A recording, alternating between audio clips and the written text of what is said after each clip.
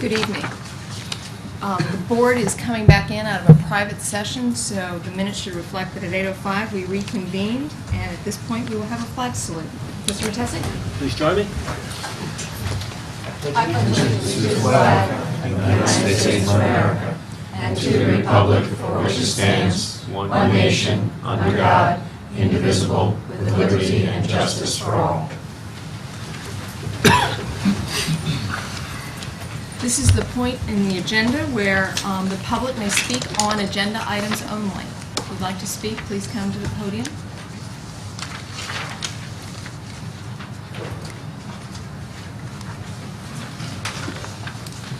State your name and address for the record, please. Keith Hertel, 241 East Dudley Avenue. President Walker, Board of Education members, and Dr. Dolan.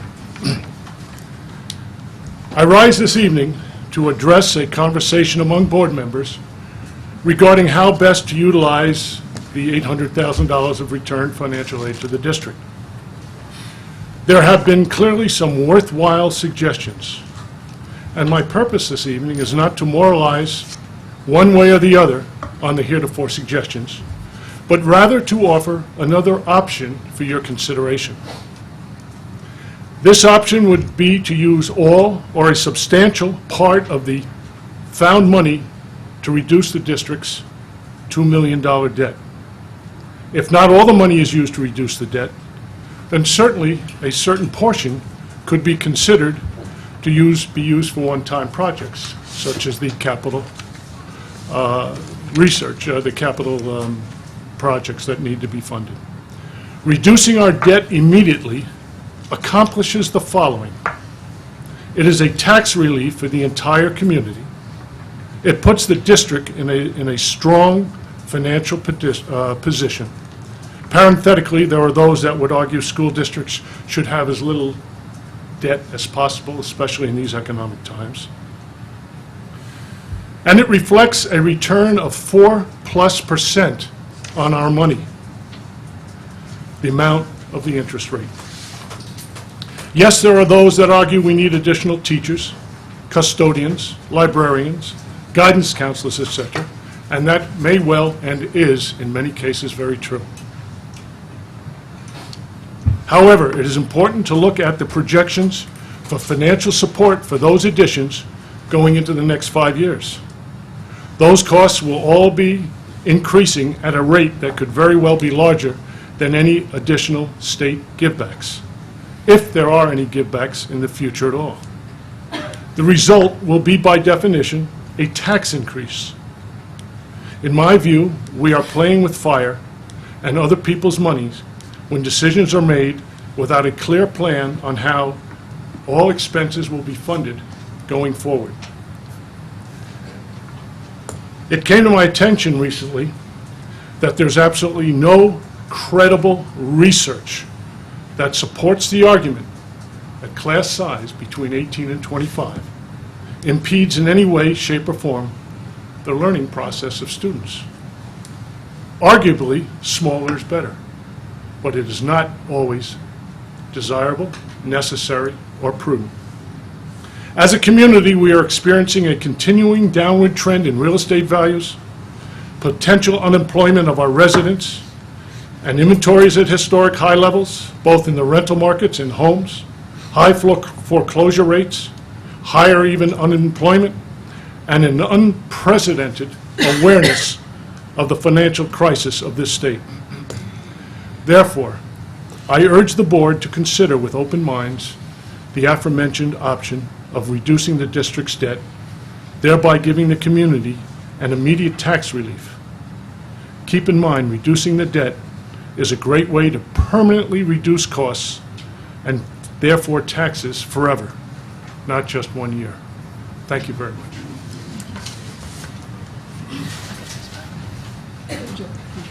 And actually, Mr. Hitala, before you leave, just so that you know, the very same suggestion was brought forward by one of our board members, and I know that Mr. Yanero has been pulling together the information regarding that, and that information is going to be presented to the Finance Committee for consideration. So the very same suggestion you made regarding reducing of the debt. Thank you. I'm sure I speak for many citizens of town and appreciate your efforts in that regard. Thank you. Thank you. Would anyone else like to speak during this portion of the meeting? I need to state my name. Yes, please. Marie Guarnuccio, 54 Michael Drive. I look around the room, and I'm the only parent here from Washington. I'm here to address the class size for the incoming fourth grade, which was addressed when they were going into third grade. I am the parent of twin, soon-to-be fourth graders, so I saw two different classes at work last year when we went from 4 sections to 3 sections. And I can say pretty confidently that those two children had a different experience than my current almost 8th grader. The class sizes just were too large. I think that part of that is what doesn't get taken into account. They had 2 classes of 24, 1 of 25. When you get into behavioral issues with a bunch of kids in a class, it throws off the dynamics of the whole class. And I don't know that that was really looked at, versus hardcore numbers of it falls within a range, but it didn't really work. Something very concretely that happened is because I'm able to see 2 different classes, one child did 2 things in the science curriculum, and the other child did 2 completely different things, and both of them came up short somewhere. So they didn't even have the same curriculum met for science, but yet they're both still going into 4th grade. And I questioned our principal why is all this happening? And he said, I think it's the numbers. But that's something very concrete, that they're not even getting what they're supposed to be getting in the curriculum. And that was very disheartening for me. Something that was said before it was cut to 3 was that, aides are in the classroom. All the classrooms had an aide. It didn't matter. The classes just need to be smaller. That's just the argument I'm making for. I think that Washington, I read in the paper that this is such a, I don't know how this even comes up again as a north side, south side issue, but such a south side issue, and I was pretty upset by that because it's going on in one of the schools in the north side. It's going on in Washington, and I just wanted to bring that to light, that if there's money to be found somewhere, and I think this class needs to be looked at. So, thank you.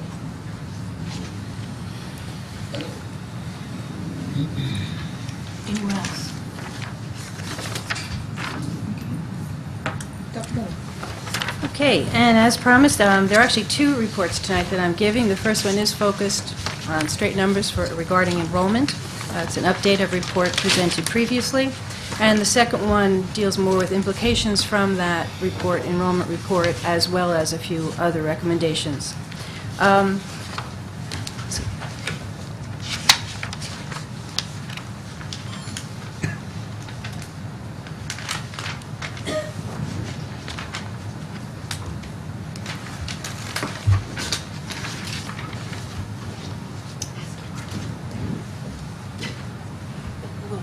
We'll all warm up. That's right.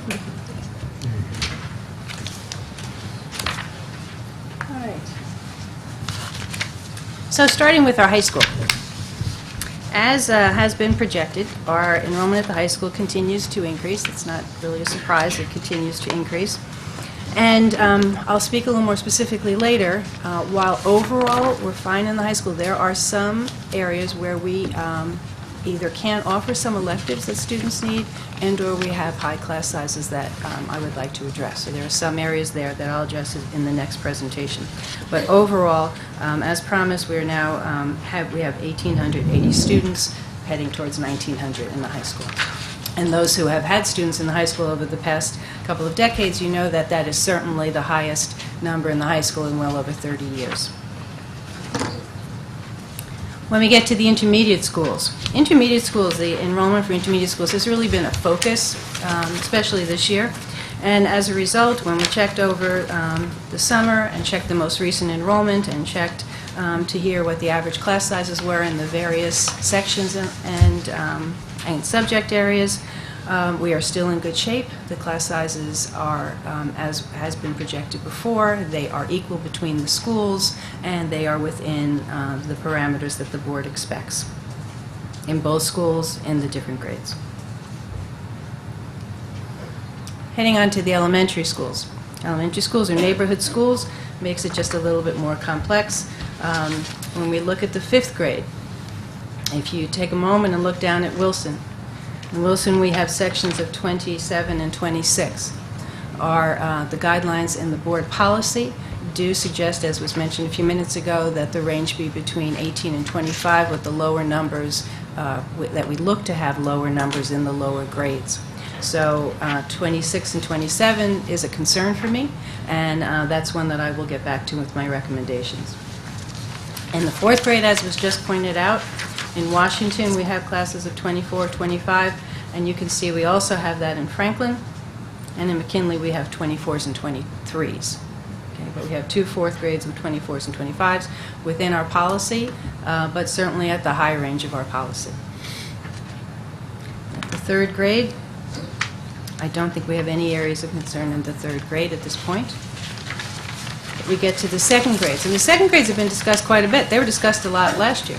If you remember, last year was the year where we, were really hit with a massive cut in state aid, and I remember a lot of people at the board table being concerned that we couldn't do anything about our 1st grade numbers last year. And now those students are going into 2nd grade. So if you look, there are 3 schools where the 2nd grade numbers are high. You can see that in Jefferson, and McKinley, and Tamaulipas. All of those schools are 25s and 26, and that is in 2nd grade, so one of our lower grades. Some of you were either in attendance at previous meetings or saw previous meetings where we were able to address issues. Long-range planning had met. They were able to address some issues, make recommendations, and so in 1st grade we are now okay for next year. That same long-range planning committee, we struggled over wanting to do something about 2nd grade, but really not having an option at that point. But 1st grades right now are fine. I will note, however, though, that 1st grade numbers, total numbers, sort of have surprised us again. We thought we were trending down, and we're at 501 right now. We have room for the students, but we keep on being told we're going to trend down with our enrollment. It's great. People are moving in. We have wonderful children, but it's over 500 again. So that's a little bit of a change in our projected trend. And in kindergarten, our sections, as of this point, are fine as well. So that's a quick overview, and again, I'm going to address some of those issues in the next part of the presentation. Next presentation.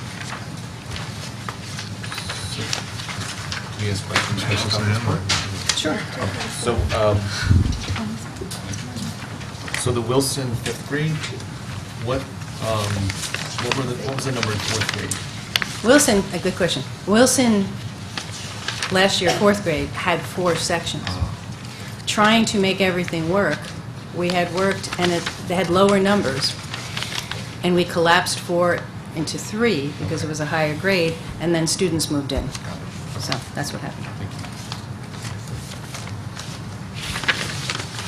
All right, for this next presentation, I actually wanted to start with a thank you to the Board of Education, because while I was on vacation, the Department of Education announced the availability of increased state aid for all school districts in New Jersey. Our board met and made a decision to provide maximum flexibility for the district to address immediate needs and to be responsible to the taxpayers. The additional 1% in aid provided by the state on July 13th has been added to this year's budget. In the spring, the board will be able to decide how much money can be provided for tax relief for both 2012-13 and for 2013-14. Now, I have recommendations to present to the board tonight for much-needed budget restorations. At the end of this presentation, I will be asking the board to allow me to proceed and post for needed positions and to purchase needed technology. But first, let me provide some background that has been requested by the board members.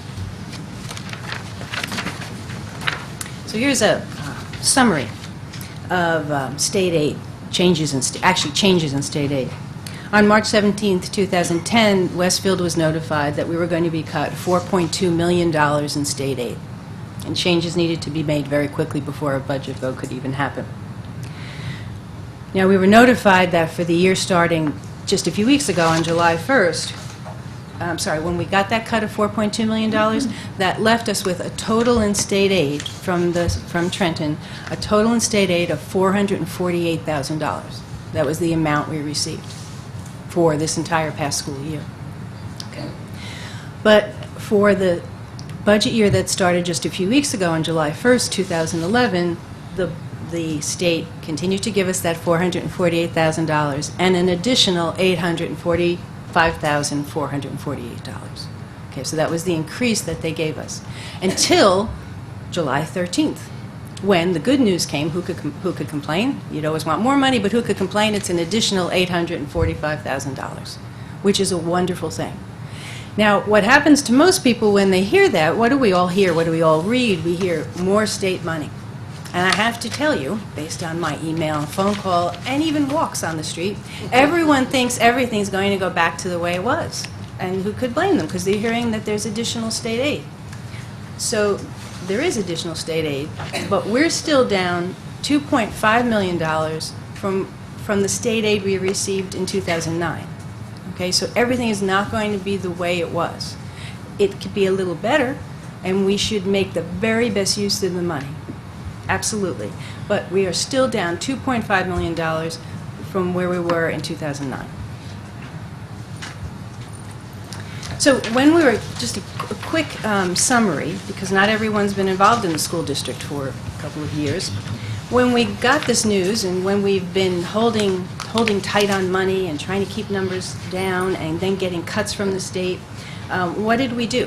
Well, we had a couple of major areas of focus: re-engineering our staff in various ways, utilizing technology. Technology can often help and is much more efficient, and working cooperatively with outside organizations. I mean, that includes other districts, it includes the town, it includes the parents in this community who have been phenomenal in supporting in 110 different ways. Let me review some of the specific ones. These are personnel cuts that have been made because of trying to address the fact that we do not receive a great deal of state aid. Supervisor of Instructional Technology, who was focused only on making sure technology was being utilized effectively in the classroom. That position has been eliminated. Supervisor of the Gifted Program, that position was eliminated. Supervisor of High School Special Services was eliminated. There's now a K-12 person for special services. Assistant Principal for Wilson School was eliminated, and Assistant Supervisor of Buildings and Grounds, all eliminated positions. 10 elementary and primary teachers have been eliminated, 3 librarians, 2 counselors, 3 fine art teachers, 1 basic skill teacher, 3 special education teachers, 1 Spanish teacher, 3 high school teachers. Let me be clear on something. When I say 10 elementary and primary teachers, I'm not talking that all of a sudden we had a lower enrollment, and so that's just efficient. If you don't have a need for a child, you reduce the program. This is collapsing sections into just what we were talking about, having lower class sizes and then having to collapse because we didn't have the money for a section. We also cut 17 paraprofessionals, 2 computer technicians, 5 secretaries, and 3 custodians. Okay, so all of those cuts have been done. Clearly, we are not putting all of them back. Also, a review of non-personnel cuts. And again, this is a summary. This is not every single one of them. If you remember, for this school year we just finished, the district cut all funding for new books for the library. Okay. There was some for next year, but for this past year there wasn't any. Reduction of library online resources, reduction in textbooks, reduction in school supplies, reduction in technology. Were it not for the PTOs and the Westfield Ed Fund with technology, I don't know how we would have very, very little new technology in this district. They are the ones who've been keeping us going in this area. And we appreciate the fact that the PTC Technology Committee is working with us going forward to try to make sure that we get caught up with technology and provide the students what they need. And also we have had reduction in staff development. In addition to cuts, we have really tried to do every efficiency we could. Not every single one is listed here. This is just a summary of the top ones. Our energy conservation program, our healthcare savings have been realized, in-district programs for special needs students, which particularly have decreased some transportation costs, and administrative costs have been kept below the state limit. Purchasing partnerships with Union Morris County, shared services with the town, grants attained to support student achievement, increased electronic communications, which has led to reduction in printing costs. So, now we're in a different type situation. We might have some opportunities, so what do we consider? I really do try to listen, and so a lot of what's being presented tonight will not be the first time we've heard it at a board meeting, either from the audience or from the table. Matter of fact, I think everything that's listed here has been heard either from the audience or from the table. So we're looking at class sizes, keeping with the board policy, and also looking at effective instruction. Actually, if you check the meta-analysis regarding class sizes, I mean, there are just thousands of studies on class sizes. There's no one easy answer. That would be nice. But there isn't one easy answer. But there are a number of very good studies which talk about which students need what ages, what groups, what type of students, et cetera. So there is data out there that does help you. It's not one magic number, but there is data out there that does help you. Counseling support in the intermediate grades has come up quite a bit. It's an issue that in our society, it's a need, especially at the intermediate level, and we have made cuts there. Media library services at the intermediate level has been discussed quite a bit, both at this table and also at many parent meetings I've addressed this past year. Sufficient number of course offerings to provide for increasing Westfield High School enrollment. As their enrollment continues to increase every year, I have to tell them, can't you make it work with existing staff? I have been doing that for quite a while, and that has not worked in every instance, and I'll make some suggestions. Technology that supports instruction. Just as all of our lives, technology is an integral part of our lives, technology has to be an integral part of the school day. It's not the answer to everything, but it is just part of our modern lives. And implementation of the district's goal. Recently, the board worked on a summer night to come up with our goals for next year, and based on what was in the strategic plan developed by the community, a major area of focus this year is on increasing opportunities in the areas that are called STEM, which include science, technology, engineering, and math. This came up in the strategic plan from community members, and it comes up no matter what sort of media you read. Our students have to be well-versed in that, and they need to be able to compete with the students across the world in all of these areas. And while we do a lot of good things in these areas, we could absolutely do better in this district, and I think it's wonderful that this is going to be an area of focus for us. But we can't do that we have to commit to making those changes this year. So, my specific recommendations. At the elementary levels, as I mentioned, going through the enrollment, in 3 of our elementary schools, Jefferson, McKinley, and Tamaulipas, I feel that the second grade numbers are too high, and we should add a section in each of those schools. In Wilson School, I believe that the 5th grade in Wilson School is too high with 26s and 27s. At the intermediate levels, I mentioned that our class sizes are fine and they're balanced. However, we had cut a counselor, and I think that is a critical age, and I believe we need another counselor at the intermediate level. Restored. We're not adding one, we're putting back one that was taken away. And also a librarian. We have had one librarian basically covering the 2 schools. Research and development of understanding how you do research, that you just don't stick a phrase into Google to find out what the real answer is. That's a critical part of a student's education, and I believe that our intermediate students need more support in that area, and so I'm recommending a librarian be put back at that level. At the high school level, we have a few different areas where elective students have not been able to get electives because they're full. All the offerings are full. This is true, for example, with a few of the business courses, and it's true with some of the art courses as well. And I'd like the ability to open a few courses in those areas, as well as in some of the academic areas. It's not as though I need to hire a full teacher in any subject area, but I need one section here for a Spanish class, one section here for an English class to make it work so that class sizes are appropriate and offerings are open to students. Additionally, physical education. For several years, the administration at the high school comes to me and tells me that we need to increase physical education.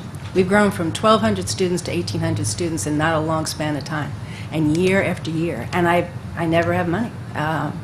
And it's gotten to the point where that is a problem. There are too many students in the physical education courses. Our teachers have been great, they have made it work, But with almost 1,900 students, we need an additional physical education teacher. And we also have a technology lab in the high school that is not really able to function. The computers are 7 or 8 years old, and they cannot support the curriculum that the students need. Those are specific recommendations I have for the board. In addition, as I mentioned before, if we're going to make a commitment to STEM, to science, technology, engineering, and to math, we are going to have to provide some support to that. But I will also say, the board agreed to that goal a few weeks ago. We don't have a full action plan for how we're going to implement it, and people who know me know I don't like to guess. I like to have everything thought out. So we'll work on a plan, and we will then work on what type of specific support is needed, and I'll bring that back to the board. But I just want to make the board aware of that I think it's important we make a commitment, but I do not have the specifics as to what that commitment would be. So I would imagine there'll be some questions, but those are the recommendations that I bring forward. Almost all of them are staff. I can certainly answer more questions about the staff. I would like, if the board agrees with it, to be able to go ahead and just start to work at that, because we have a little over a month, so we have a bit of work to do for anything that is given approval. And for the technology, that's one specific area, the technology lab at the high school. I'd like, word as to whether I can go ahead with that as well before the beginning of the year. So can you dollarize for us all the recommendations that you just made? I can. So at the elementary level, we had already put some money away in the budget at the elementary level, but the additional amount we would need at the elementary level is $187,500. At the intermediate level, the amount we would need would be $150,000. At the high school level, the amount would be $225,000. Does that include the technology? So or is that No. this all? That's all staff at this point. So the total for staff is $562,500. And then the technology lab at the high school would be $24,000.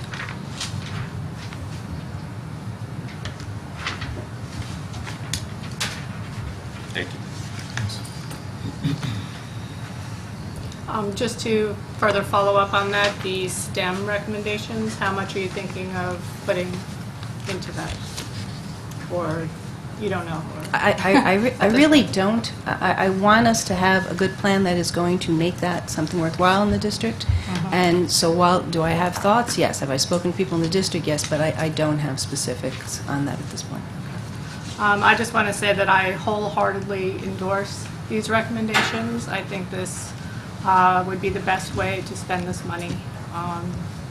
And as I said last week or 2 weeks ago when we met, I just don't feel that providing this money in tax relief is meaningful. But I think that providing these teachers for our children is a very meaningful way to spend this money. Thank you, Dr. Dolan, first of all. So I'm certainly comfortable that 25, 26 second grade classes doesn't make sense. But I think just in general what concerns me is making some kind of a decision in a vacuum. So there are two issues I just have questions on. Number one, I guess I don't understand or need to hear more about if there's empirical data on comparing fourth grade to second grade. So if Washington School has 3 classes of 25, 24, and 24, why a new teacher isn't being suggested for that class. And then second, I think we need all the numbers throughout the system as far as like middle school enrollment. I see what the numbers are for middle school, but I'd kind of like to hear a little bit more specifics about the class sizes. You said you're comfortable with it, the numbers look good. What are they? I guess just to have a better sense of really what they look like between the two schools. But first, I guess, I'm concerned about why fourth grade in Washington doesn't get the same privilege as second grade at the other schools. Right. Franklin, same issue. Right. And Franklin, excuse me, Washington and Franklin. Thank you. Exactly. If I can take them in inverse order. So intermediate enrollment is a little difficult because if I were to list all the intermediate enrollment for one class in one of our intermediate schools, that's 100 sections. Actually, it's 97, I believe. Right. And depending on the grade, so it's a little hard to present. If I remember correctly, when I made the presentation about intermediate enrollment, I think that was a month or 6 weeks ago or something, the academic areas, the class sizes were 23 and 24, and the special subject areas were in the lower 20s, and the music classes were both 39. That number jumps out in my head. So those were the numbers that were the average numbers for the intermediate schools. That happened to focus on 6th grade, by the way, but they're certainly comparable in other grades. They may not be exact. They tend to be higher numbers in academic areas and lower in some of the specials because they need to be. Can there be exceptions? Yes, there can. There absolutely can be. For a number of reasons, there can be. But those are averages in those areas. Okay, getting back to the other.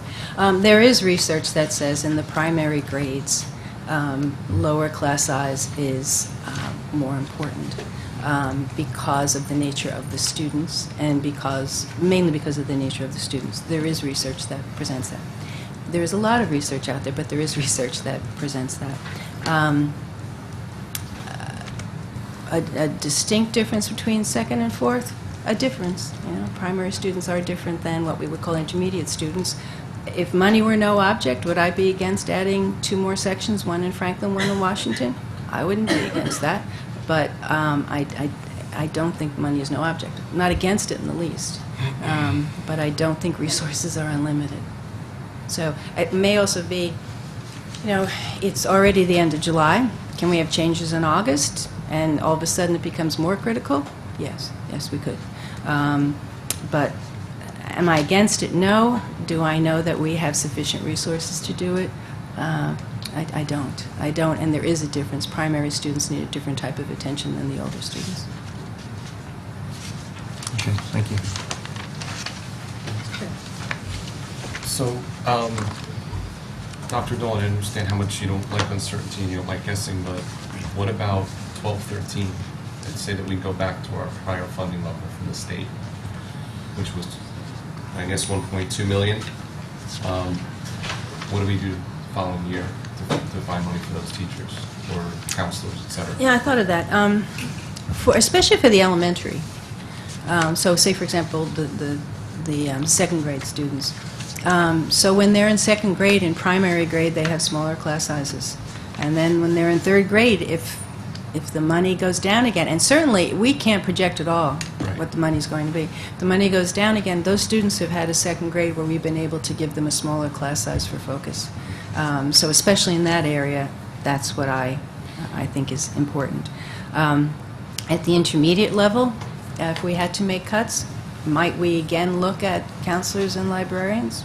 We might, but we might, people know I tend to be an optimist. We're going to continue to look and see what else we can do efficiently, what other cuts we can make, what other ways we can save money.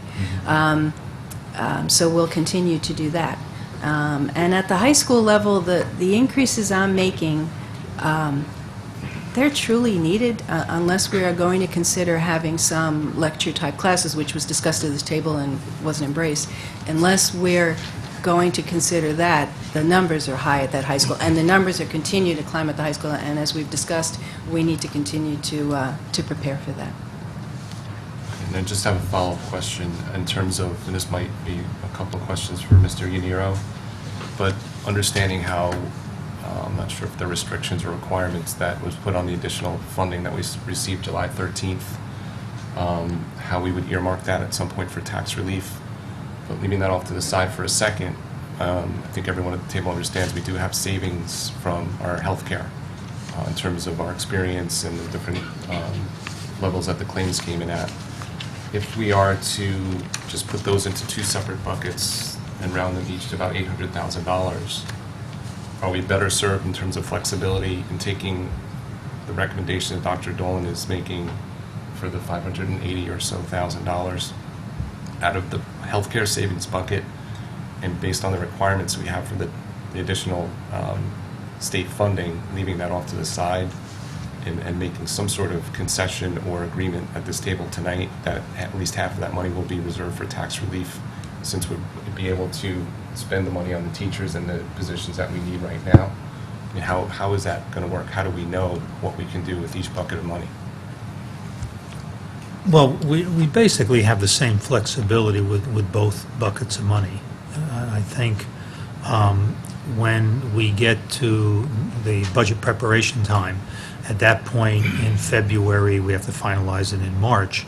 You know, we can determine how much we want to appropriate into the 2012-2013 budget as tax relief. Right.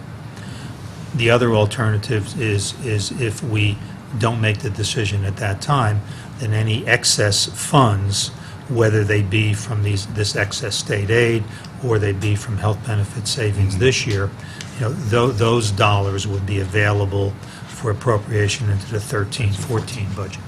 So do we, at any point, box ourselves in if we make a decision tonight about tax relief? In essence, there's a decision that you said would be a February timeframe. Right. We're just making a decision not to spend that, because we all know that things are going to potentially arise, that it would Right. be tempting to take that money and spend it. Right, right. I'm a firm believer in the fact that spending every dollar you get your hands on does not make you a good financial manager. Right. And I just would ask the board for some caution and some thoughtfulness about all of our stakeholders, as I mentioned at the meeting on July 15th. Right. And that we can thrive and do the right thing by almost all of our constituents all at one time. Right. Well, right, if we accept Dr. Dolan's recommendation tonight, Exactly, that's my point. all we're doing is committing ourselves to expending those funds. Right. Anything extra, you know, we have the option in the future of appropriating into 12, 13, or 13, 14. Vince, I would ask you, though, just if you could, and I know it's been a time function more than anything else, if you could look at the rules specifically, because I think one of those buckets, call it the Christie bucket, may be eligible for tax relief in 12-13, but the other surplus fund bucket would be required to skip a year, so it would be 13-14. So it may actually be important that we keep a ledger of where in the event we wanted to provide tax relief sooner, it may actually be important. Right, when it comes to budget time, at that time, you know, the board assesses how much money we believe we'll have left over at the end of the year, and how much of that money you want to appropriate into the 12-13 budget. So you always have that option in terms of, regardless of where that money came from, extra state aid or excess health benefits. Into 12-13. Right, all into 12-13, you can do whatever you want. I thought you had to skip a year. No, it's only the funds that are left over Over 2%. on June 30th. Okay. That skips a year. Okay. That So would then have to your go into point, we are 13, maintaining 14. Flexibility. Say it again? To your point, we are maintaining flexibility. Absolutely. Okay. I have some other questions. but I can- Jane, go ahead. So I just wanted to thank you for this presentation and just sort of add my endorsement that I am fully supportive of the restorations that you have included in your report. And just to note that when we had the discussions of removing these positions from the budget, they absolutely were the most difficult decisions to make, and had the greatest amount of conversations and concerns around the table. And I would say that as the year has progressed, they have definitely raised the greatest concerns from teachers, from parents, from students, particularly the larger class sizes, particularly the counselor, particularly the librarian. I know, I had 2 middle schoolers this year, and just hearing from them, their frustration of not being able to be in the library, of not being able to do research, and just to point out that, this educational experience is their one-time shot at it, and even though they're here for 12 years, that 1 year makes a significant difference. So, I absolutely think that these aren't just necessary restorations, but they are critical ones, and I applaud you for making them. The only note that I also had was looking at the intermediate numbers, seeing our high school numbers now and sort of adding up in my head our intermediate numbers that are moving forward. would be, as we have discussed and put in our district goals of looking at the high school enrollment. I think it's fabulous that we are going to be restoring some positions there, but I have a feeling that we may need to continue to look at that very carefully this year as well.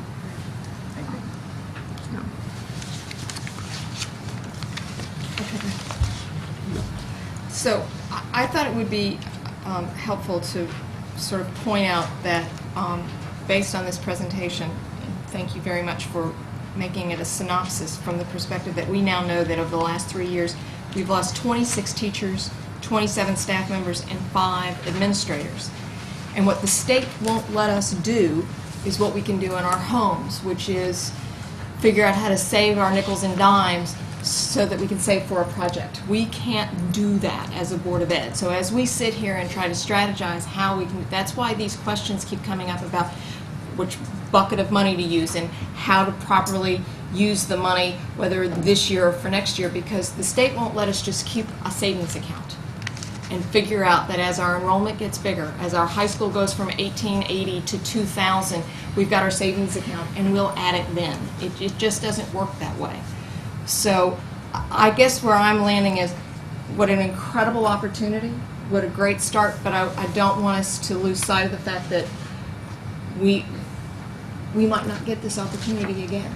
It might not, the stars may not align like this again. So it might be necessary for us to come back and have another conversation as you study what STEM means and what the happens with children moving in and out of the school district through the next 6 weeks, because late August is a time of great motion in our school district. So. First thing, just a comment, and then a couple of questions. The comment has to do with intermediate school enrollment. I know this is a repeat comment, but if there is just some way you can find to get us the actual numbers, whether it's using the parent portal or having teachers put it on the website or something, please keep that in mind. I strongly feel like the board ought to have those numbers, and I appreciate the averages, and I think the averages feel appropriate, but I mean, as we've heard even from parents in the audience in the elementary level, you don't know until you know the real numbers. So I struggle with that. I feel like when we make decisions, it's a little bit of a vacuum because we don't have the actual numbers. For purposes of the elementary report, however, I feel good about the changes you're making. I would ask you, as the summer progresses, to keep us updated on Franklin and Washington, because I don't know what the board thinking was when it set the 18 to 25 range. We've never, while I've been on the board, we've never really had a conversation about what's appropriate or not. And to me, intuitively, whatever the range is, the older grades ought to have the higher numbers and the younger grades ought to have the lower. It just feels right. But I don't know if 25 is right. I don't know, if 24 is the right number, 23. Right. So you add one kid and suddenly it trips us into a new conversation. Right. It's hard to think about it that way. So if you could keep us updated on that. With respect to Franklin and Washington, in any of those classes, are there aids or other things going on that during the day increase those numbers? I would have to check that. I don't know that off the top of my head. Be glad to check. So that would be important, I think, to know, because if there are, as parents brought up at the last meeting, that was very informative, that could change your opinion as to whether or not you should open a new section. I do feel like there's about $1 million that is unallocated right now, and I feel like tonight is not the time to allocate that, but I do feel like we need to have a conversation about tax relief. We need to have a conversation about STEM, as you pointed out, and the various other things that were on your list of things that were cut, and the non-personnel items, the library books, things like that. I do feel like we need to have a more fulsome conversation. I appreciate we need to get you moving forward on important things tonight, but somehow we need to finish the conversation before the school year starts and we're into December, and we just haven't done things.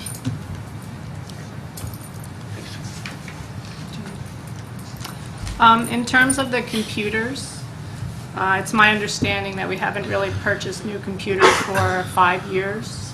And I'm just wondering if this is our only need, or were there other things that you considered and said, well, maybe we can hold on that? Yeah, no, it's certainly not our only need. Two different points. One, this is a rather immediate need, and if we have a fully functioning lab, we can offer more electives at the high school for computers. So that's why it's more of an immediate need. As you know, this year we're lucky enough that we've been, well, starting last year, we've been working with the PTC Technology Committee, and they're going to work, you know, on their side to try to make things better and to try to get people to help with our technology efforts. But I do think the community and the parents are going to want to know that the board is supportive of it too. And there certainly are many needs for technology. And I don't mean, you know, I just mean that, again, technology has to be an integral part of the student's day, so much so that they don't come home and talk about it because it is just part of their day as it is outside the school day. And it does help instruction. The right technology definitely deepens instruction and helps differentiate it as well. So there are many needs regarding that. That's part of STEM. And would I like to bring back more suggestions? Yes. And would I like to work with the parent community? Absolutely. So I would like to come back and talk more about that. But you're right, that is not the only need for technology in this district at all. It's just an immediate one. Okay, thank you. Ms. Lentz? Thank you. Thank you, Dr. Dolan. I think that you have done the right thing with the personnel recommendations that you have given us. I understand the concern about the 4th and 5th grade, but especially the two fourth grade classes at Franklin and Washington. And I'm glad that you had an opportunity to talk about the differentiation that the board has put on grade 1 through grade 5 over time in terms of the class sizes and the willingness of the board to reluctantly tolerate increasing numbers of class sizes when dollars have not been available to give all of those sections opportunities for the smallest class size that we could offer. Two thoughts on technology specifically. I would recommend to you that you think about the ad hoc technology committee of the board and its willingness to make itself available to discuss with the district technology committee and the PTC technology committee opportunities that we would be looking at on a broader basis of need for the all schools, all levels of schools. I understand the urgency of the computer lab and how difficult it's been that we had to stop the refresh lease program. Over the last 5 years you mentioned. We haven't talked about it, but this district had a very strong progressive program of replacing some computers on an annual basis based on leases based on computers coming off of lease. And when money started to get tight, that was one of the first things that went, and we have an uncomfortable process of cobbling together computers to maintain support for our students and our administrators.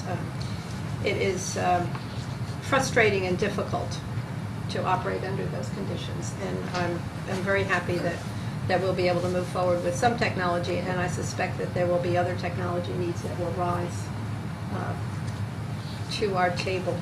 I would also ask you to consider professional development for integrating technology and instruction. That should come forward through the STEM view Exactly. of technology and how it gets possibly embedded in different ways in classrooms, in classroom instruction. But since we don't have our instructional technology supervisor any longer, I'm sure we've cut back also on professional development as well as in-classroom guidance and support for teachers. We have many new teachers, although presumably they're gaining their technology understanding through their college experience, but it's always wise to have somebody hands-on who can give them more and more support in that way. So I do worry about, I know that our former instructional technology supervisor was very, very hands-on with individual professional development classroom professional development, individual development in the classroom, and also professional evaluations, personnel evaluations, so that during observation time and evaluation time, the critical use of technology was one of the major focuses That's right. of the evaluation. I know it currently is with the principals, but I have a feeling that it's taken less. It's not a sole focus, right? Right, it's taken less emphasis now because of the lack of that resource, who is solely concentrating on that valuable use of technology. If I could interrupt just one second, that's actually one of the things I'll say struggling with, or thinking through as we talk about STEM, to make a change like that, to really emphasize science, technology, engineering, and math. You have to have some support. You just can't send out a memo that you're going to change it, or buy a new book, or a new software program. That's not going to make that change. So we're struggling with how do you make that, how do you make sure that support and maybe, constant encouragement perhaps is there to make sure that we do see a change in the area. So that's one of the things we're struggling with and thinking about. So I would ask you to keep that, you will keep that in the forefront of your thinking, but it is mission critical because it is a district goal. And the board will be paying close attention to how that's being communicated district-wide and how it's being embedded throughout the district in all the classrooms. While I'm still very comfortable and clearly in agreement with the recommendations tonight, I'm still struggling with, as Mr. Finn said earlier, the taxpayer, the other stakeholder in the community, in kind of two issues. One, the parents in Westfield stepped up to the plate last year, clearly, with the activity fee. And I'm just wondering if there was any consideration in possibly using some of this money to take that burden away. There are pros, there are cons.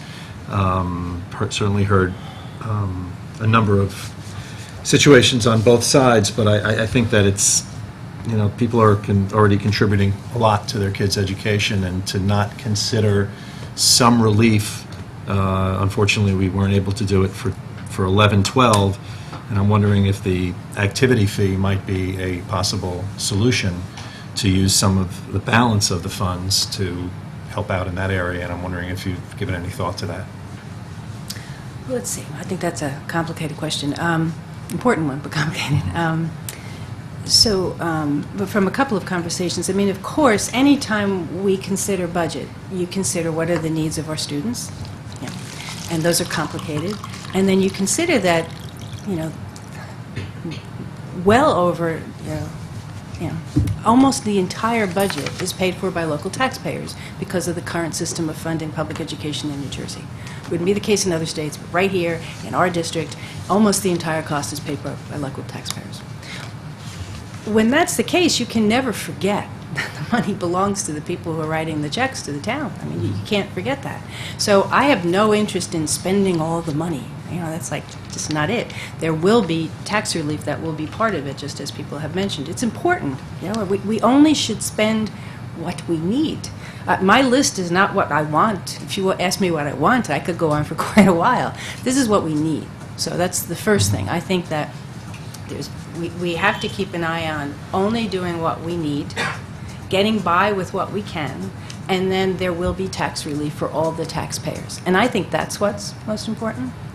I also think that it is unlikely we will that in the near future we will receive $845,000 as a surprise.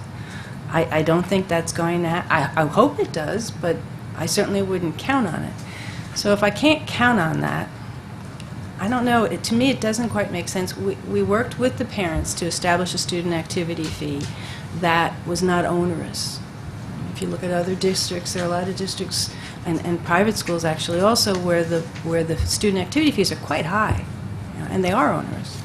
We also had parents on the committee who said we need to make sure that anybody who can't afford it, or anybody who can't afford it, either this month or this year or forever, that there's a way that their student can still participate.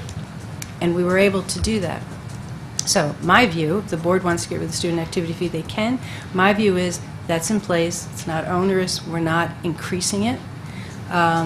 those are for things that are above and beyond the school day. They're important things, and our community has told us they are a vital part of their children's education. So I don't want to get rid of them. I don't want to cut them. But I think it seemed to function well this year, and when somebody couldn't pay, we didn't keep a kid out. We made sure the child had an opportunity to participate. So I would be afraid that if we dismantled that, because maybe we could this year, then when we get to the budget next year, and we're back to what after-school activities am I going to cut, which is a possibility depending on what the state does, would we reinstate it then, and then what have we gained? That goes back to your question about doing things for 1 year, in my view. I think trying to take a longer view, I would rather focus on money that's not needed, goes back in tax relief to all the taxpayers. The student fee, which is for something that is a bit extra and does not pay, only pays for 15% of the extra, that we keep that in place. That would be my recommendation. So where does it fit on your list then? I mean, how high does the state funding have to get for you to not have those same feelings that you just voiced? Because my personal opinion, it's a parent tax. Because for 100 years, people went to Westfield and participated in these activities and didn't pay 1 cent. The merry-go-round stopped, and these parents are stuck holding the bag. And I understand your point, it's above and beyond the classroom, but I just think it's something that's not, fair is a subjective word, right? So I just don't think these people sitting in those seats, at what point do we take it away? I mean, do we need to have 4 million, 5 million, 6 million to get instated? Right. It wasn't 100 years ago, by the way. Oh. Students at Westfield High School used to pay activity fees Oh, they and did? used to pay Okay. to be on teams. I think it was, I could be wrong in decade, I think it was 60s, but so it wasn't Fair that long. enough. There are people who live in town who still remember paying it, so so it wasn't that long ago. I don't know. I just, again, looking at, as you were talking, as Mr. Hertel was talking about the economic climate, I don't think it's going to be next year, and I don't think it's going to be the year after. I think we do have to take we still have to get through this economic time. And again, that's why we have to go on only need. We can't go to want. And in my view, that's part of this. Now, again, the board can decide differently. I wouldn't fight vehemently against it. If you're asking my recommendation, I don't think that's the first thing to go. I think tax relief to everybody would be better. But I'm not vehemently opposed. That's just my point of view and my recommendation. Thank you. If I could add a comment to that, the activity fees represent a revenue source, so that if you eliminated that, you would reduce your cap by that amount. But just circling back to what was said earlier about the debt, as, you know, as the opposite of a revenue source, but of a tax source that's costing us, correct, around $2.5 million a year in interest on roughly $24 million in But part of its principle. yeah, part of its principal and debt. But, you know, I guess, as I said earlier, I just feel clearly we have to do what your recommendations are, but I'm just so uncomfortable that, you know, we're not doing anything for the stakeholder. We're not giving tax relief currently.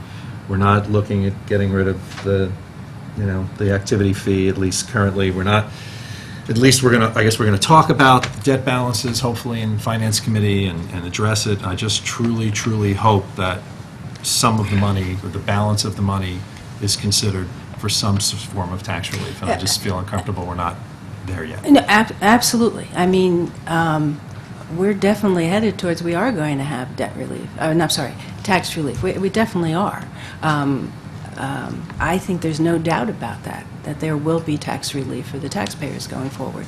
My presentation tonight is, what are our immediate needs? We have a full budget year to make an intelligent decision, and it absolutely should be part of it. No debate about that with me. You don't have to convince me. And also no debate for the looking at our debt. Absolutely. That's, in my view, that's one of the next things the Finance Committee should look at, for the very reasons that you mentioned. So again, I don't know if it's the very next thing, but it should be one of the next things that we do look at, because that does have implications. So I agree with you. Okay, thank you.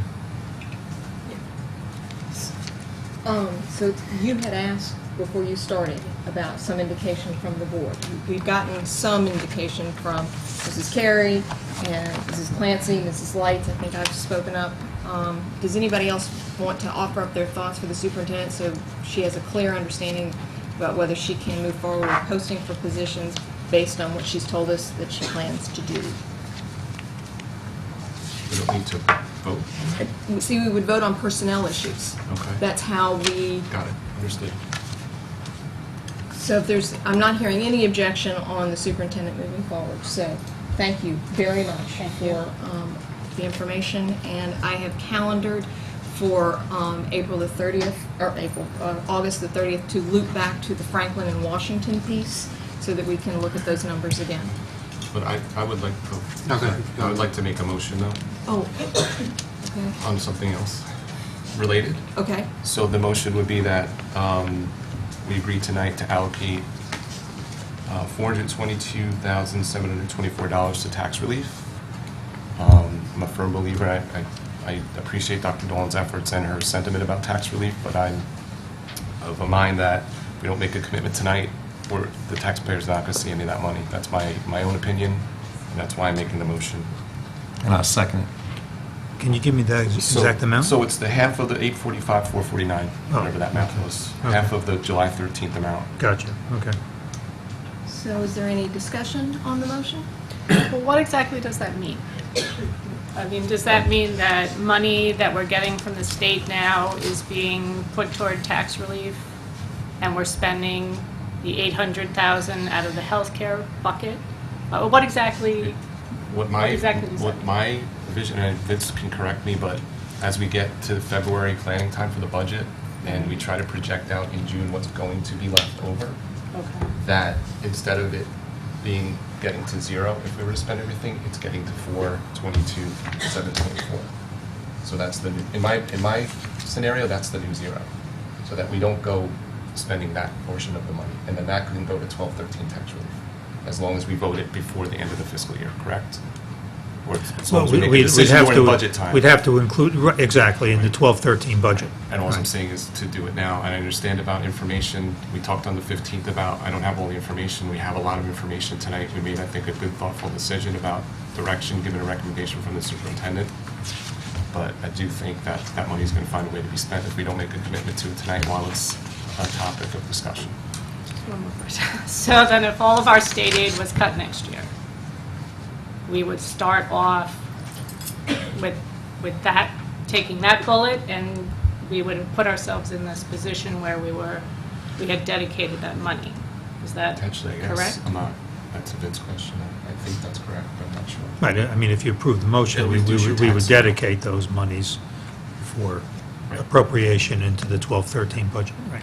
And so if the governor slashed our budget again by $4.2 billion, which he did 2 years ago, then we would have double the crisis, because it would be, Well, wouldn't we just reconsider it? then we could reconsider it. Why not? We still have Somebody money. could bring, anybody could bring a You can always motion. make a motion to You could always reconsider. bring a motion. Apparently. So apparently. Apparently so. Well, that notwithstanding the last comment, I'm open to tax relief at some point, but I'll come back to, something that Rich said last week and was quoted a lot, this issue of maximum flexibility. Other than the fact that, Dave and Mitch have had this comment over the last week about the fact that if we don't do something now, we'll just spend all this money. I understand that. I just don't see that making a decision tonight to carve out these dollars for tax relief at this moment gives us the flexibility that we need. I just don't see any benefit of doing it, so. I happen to echo your sentiment exactly, that there's nothing pressing happening tonight. We have more information coming, we have the year ahead of us, and we have not closed any options by not taking action tonight. That's the easy way out. That's my opinion. Well, I guess I'd just like to say that I struggle a little bit with that motion, because I don't think anybody at the table has opposed tax relief. I think that has been a resounding voice across the table, particularly from Dr. Dolan tonight, that she has absolutely said, that is something that is part of the picture. It will be probably one of the first discussions in finance. So I feel like with that motion, by voting against it, it kind of leads out to the portrayal that we are opposed to tax relief, and I think that is absolutely not the case. I think it's, in my opinion, it's about fiscal discipline as much as it's about tax relief, and that we need to demonstrate to the stakeholders, one of the stakeholder groups in town, that all the parents and everyone else is a part of, that we mean what we say and that we're going to stick to it. And I think it's more about the message than the dollars. I understand what you're saying, but I also believe that in fiscal responsibility, it's important to sort of take a little bit of time. We've given ourselves the time, and now it's time to really sit down and figure out exactly, I would hate to make a decision and then come back in 2 months and say, wow, we didn't think of that. I mean, that's what I have always found about working on this board, is that we're very cautious, we're very conservative, we take our time, we think things through. And again, I mean, the collective voice is, we believe in tax relief. That is absolutely, one of the I'm not prime saying, points. I'm not saying anyone at this table doesn't. I just take it But to a I more think serious that level. by making that, I'm sorry, Jane. no, it's okay. I've heard you say a few things under your breath there. I don't think you're taking it to a more serious level. I think you're being unfair, all right? I think what Jane just said is my feeling. What did I say under my breath?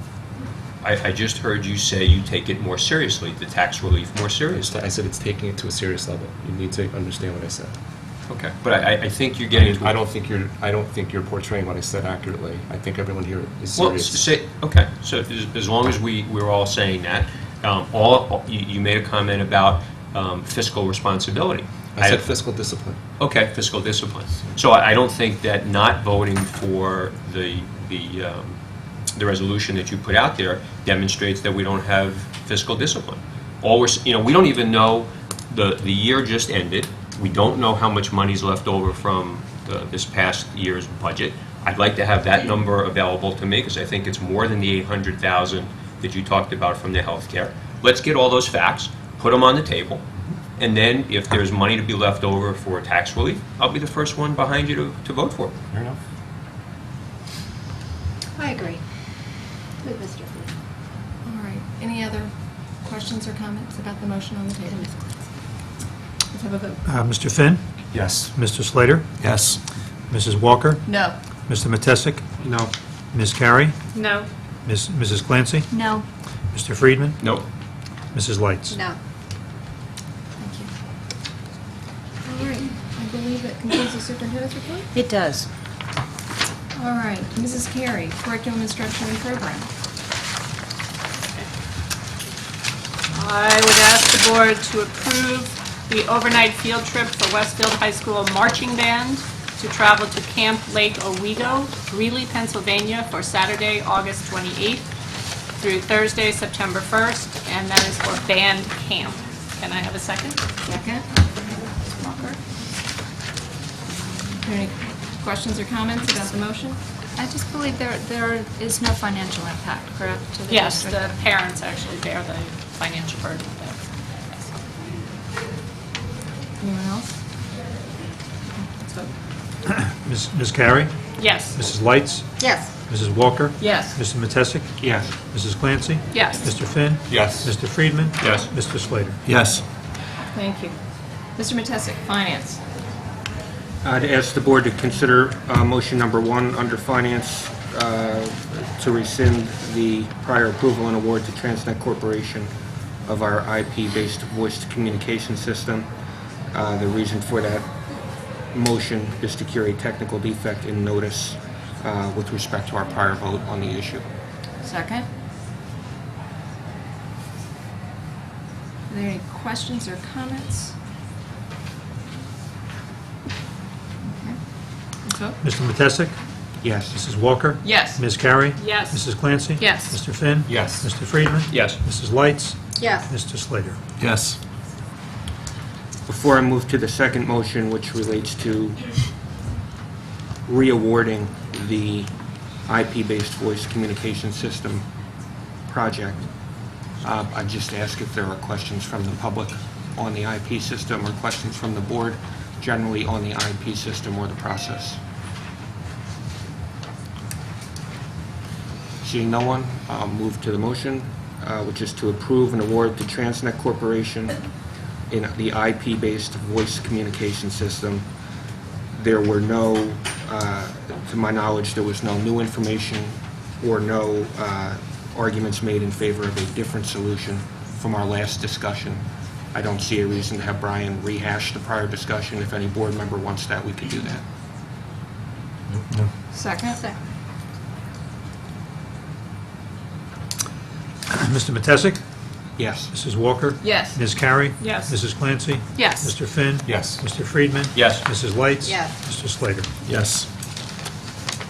At this juncture, the board is going to go into private session. It is possible that we will come back into public session. I don't know exactly what time, but I would anticipate it would be sometime between 9:45 and 10 o'clock. We will be at least 30 minutes. So I would ask the board to approve the following resolution. Be it resolved that the Board of Education move into private...